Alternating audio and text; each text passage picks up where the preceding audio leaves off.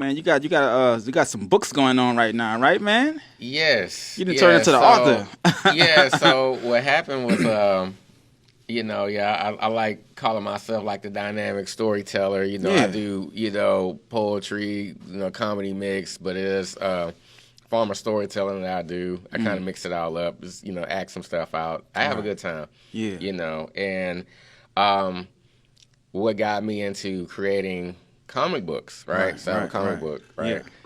Yeah. So, and what got me into it, it was an unexpected way, was, I grew up reading comic books. Right. My son, he liked comic books. He loved anime. We watched the comic book movies. We fans. But, about 3 years ago, he passed away. Right. He passed away, and it was a tragedy that I felt, a personal tragedy to me. And then the way he chose to go about it, it's like he took his own life, Wow. And my thing was, okay, well, what now? So when after that happened, then I started trying to focus on, letting people know I'm okay. So the first thing I did was I did a one-man show.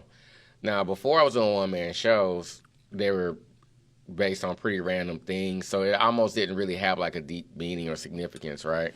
When my son passed, then I learned that I can have a show themed around something. So I did a show, and it was, I called it "Give Me My Flowers," and it's kind of like a satirical way of saying, okay, you can give your flowers to other people, but okay, now I want my flowers in return. I've been through stuff too. Right. Give you my flowers, and it was kind of a funny way of going about it. Right. But it was also themed around the ups and downs of life. How to move forward through, personal, like great losses. Right. But it is a part of life. When my son died, I was like, well, what's now? Right. What now? Like, what am I supposed to do now? So I wanted to like reach out to people, let them know that I'm okay. I choose to move forward in a positive way. But then I also want to reach out to people and see if they can relate, which a lot can. They can, become more relatable to a lot of people that suffered similar losses and tragedies. I mean, death is common, but when you lose a death of a loved one, such as your child, then that's not the necessary. The circle of life, Right. The circle of life is like you grow up, you live, you see your parents pass, you might see, your brother, sister pass, but your child, that's like, that's different, So when it happened to me, it was a shock, and it was a shock to a lot of people that reached out, and what I did was I was able to make a comic book in honor of him, right? So I called it Langley. So the book that I made called Langley is about a father who loses his son, all right? But then somehow his son comes back, and somehow only his father can see him, and they have a journey together along with their pet goat, right? Right. So people think, and the goat thing is pretty, it's a pretty cute way of telling the story, right?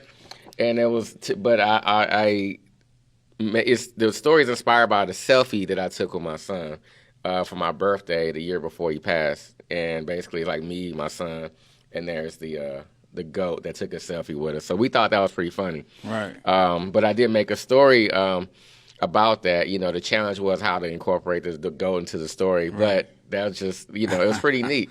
And, but it's basically a supernatural story. I call it Langley. Like I said, it's a fictional story. I call it Langley because that's the name of the son. Right. And basically it's also paying homage to the neighborhood I grew up in. I grew up off of Homestead on the northeast side. Yeah. And the street I grew up on was called Langley.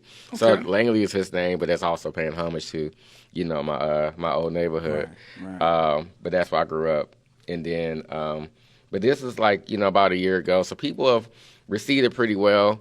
I also have a new book coming out called A Black-Eyed Susan, and it's about a young black girl in elementary school. She has autism, and she's being raised by her single mother, that's trying to, balance her life and what she wants to do around her daughter's special needs and learning to be, the parent she needs to be for her young daughter.